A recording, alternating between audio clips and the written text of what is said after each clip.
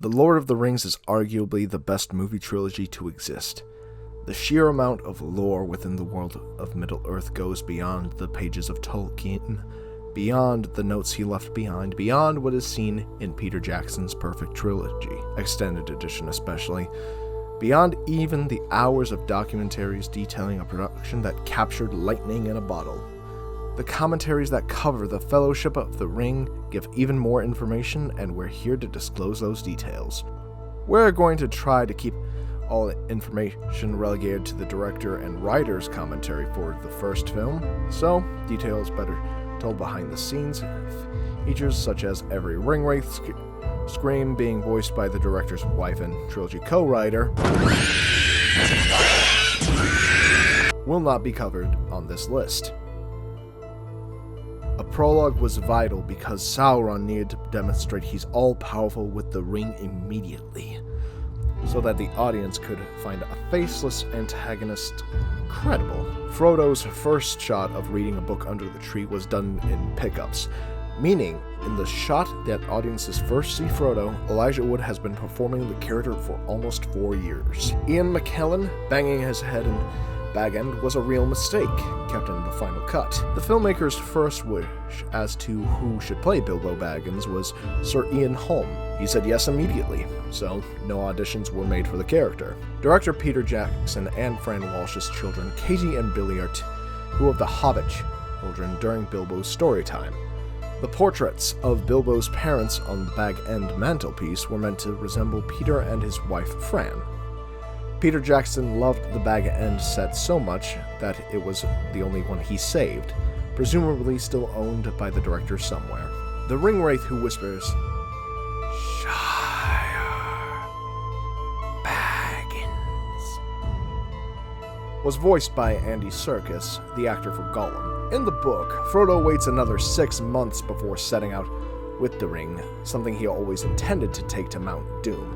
The movie does it the next morning to give a sense of dramatic urgency. The scene where Sam says, "If I take one more step, it'll be the farthest away from home I've ever been," was written the night before and shot the next sunset, not part of the negotiated call sheet. The pronunciation of the family name Took always had a Scottish tilt, which allowed the Scottish actor Billy Boyd to keep his native accent during the role. Insects fleeing from the Black Riders was always a description in the book.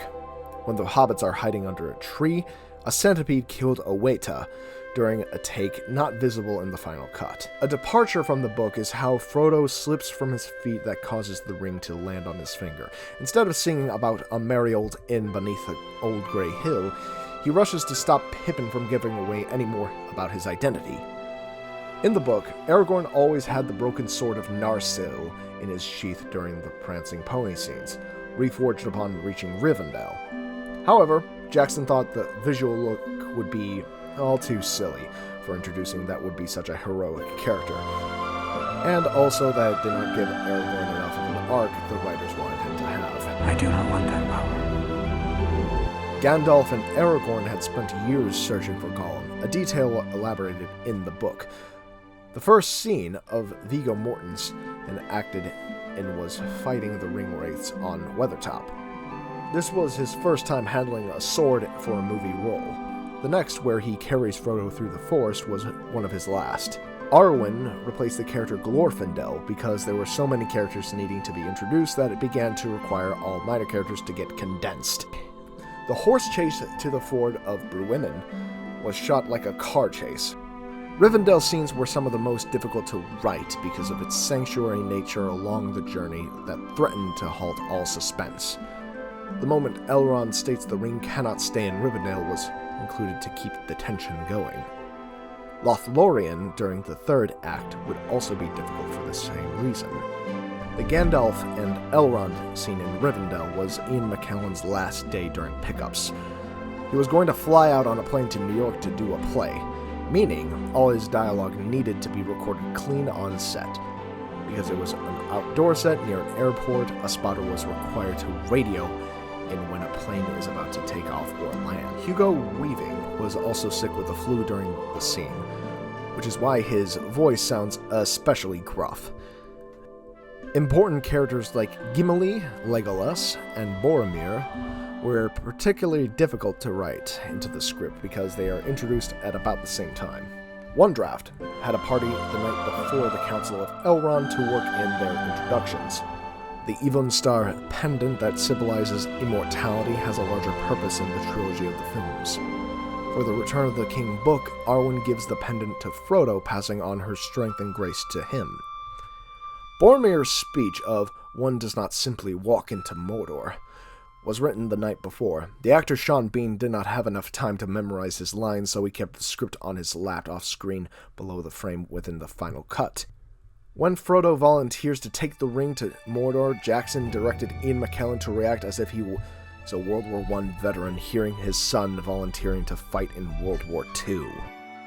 Gilrain's memorial extended scene reveals why Aragorn would better trust the elves over his own kind. Because he was raised by the elves, Elrond recommending Aragorn reclaim Elendil's sword was also foreshadowing events in Film 3 when Elrond gives the reforged sword to Aragorn as a turning point for his character arc. The Fellowship leaving Rivendell was even longer, including a conversation with Elrond and Frodo. As it stands, the scene is notable because it lingers on Arwen. This is the last time they are physically together until the end of Film 3. One blooper has Ian McKellen say "spies of Star Wars" instead of "spies of Saruman." Attack of the Clones was in pre-production around the same time as principal photography for Lord of the Rings during the same year, which is a nice little tidbit.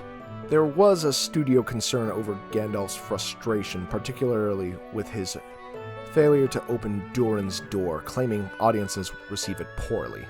Peter liked it, how it reminded everyone Gandalf is not infallible. Frodo answering the riddle was changed from Gandalf in the book because Frodo was becoming uninvolved within his own narrative by that point. There was a bit of a debate whether they should keep the Watcher in the Water fight scene. A winning argument was that it forces the Fellowship to take the clearly perilous path through the goblin-infested Moria. Peter Jackson, Fran Walsh, and Philippa Bowens all agree the Moria chapter, A Journey in the Dark, is the best written in the book. The monster fight in Balin's tomb was shot in a Ray Harryhausen way, just ramped up by having handheld cinematography instead of static cameras. Gandalf's confrontation with the Balrog was Ian McKellen acting to a ping-pong ball on a stick. He had no idea what the monster would look like. Frodo was stopped from saving Gandalf because by possessing the ring, he was too important. They are actually farther away than it appears, the bridge is unstable and could collapse fully, and orc archers are closing in. The mourning scene where the Fellowship break down from Gandalf's death was shot before Ian McKellen even arrived to play Gandalf. They were reacting strongly to a character's death, a character the actors had not seen yet. A deleted scene not in any cut, although it was storyboarded and shot, involves the Moria orcs chasing the Fellowship into the Golden Wood of Lothlorien. Hence why they are running into the wood at a fast pace. Cate Blanchett wore 6-inch platform heels to appear even taller. In the book, Sam also looks into the mirror of Galadriel and foresees the scouring of the Shire. The movie trilogy does not feature the scouring, but they still wanted to allude to it by showing a potential failure, as a future that will happen should Frodo fail in his quest. Galadriel was criticized for being a darker character in the movie than she is in the books. Boyens defends this, that she is still a perilous character, especially if she claims the ring and cannot resist temptation. There needed to be a visual interpretation of her immense witchcraft, so her all-powerful visual cue is green water, while Sauron is the opposite of orange fire. The water visualization, with the rippling in her costume, denotes that of a mythical siren. The climax for the Fellowship of the Ring at Amonhen was shot during the first few weeks of shooting. The book has Frodo wear the ring on the Seat of Seeing. There he discovers Sauron is amassing his forces, including trolls from the Misty Mountains, orcs of Mordor, and the Corsairs from the south. But this was cut from the film adaptation. Although a pre-visualization was decided, the story needed to keep moving and just show the Eye of Sauron. The moment Aragorn parts ways with Frodo is not a scene in the book, but it was needed. These two protagonists will lead the main story for the next two films. It demonstrates hope for Frodo's journey to succeed beyond the Fellowship, although Boromir succumbs, and while Aragorn resists the ring. Lurtz, the fighting Uruk-hai, became a good addition to the story because it added weight to Boromir's death, being someone the audience had seen and could pin their disdain towards. He was created for the film because the other bad guys, Sauron and Saruman, were stationary characters in their respective towers, armchair generals, compared to the fodder. The chorus immediately before Boromir's death has elvish lyrics ripped from lines his brother Faramir says in The Two Towers. I do not love the bright sword for its sharpness, nor the arrow for its swiftness. I love only that which they defend. The actor for Lurtz, Lawrence McCraw, threw Aragorn's knife accidentally at Viggo Mortensen. Lawrence was blinded by sweat inside the prosthetic mask he was wearing and was supposed to be aiming for the tree next to Viggo. Viggo deflected the knife on screen in the actual film, and on set. An alternate ending with Frodo has him fight off an Uruk, rather than an action climax than an emotional one. The scene was shot, but always felt wrong and caving to the studio pressure that demanded Frodo participate in the fight at Amonhen before Film 1's story came to a close. Aragorn equipping Boromir's gauntlet symbolizes him taking up the gauntlet so he could lead the world of men. Fran Walsh claims that since the adaptation of The Lord of the Rings was such a daunting task, it became necessary for the sake of creativity to deviate. In a way, we had to give ourselves permission to deviate and have as much creative latitude as possible. Don't be afraid to make changes.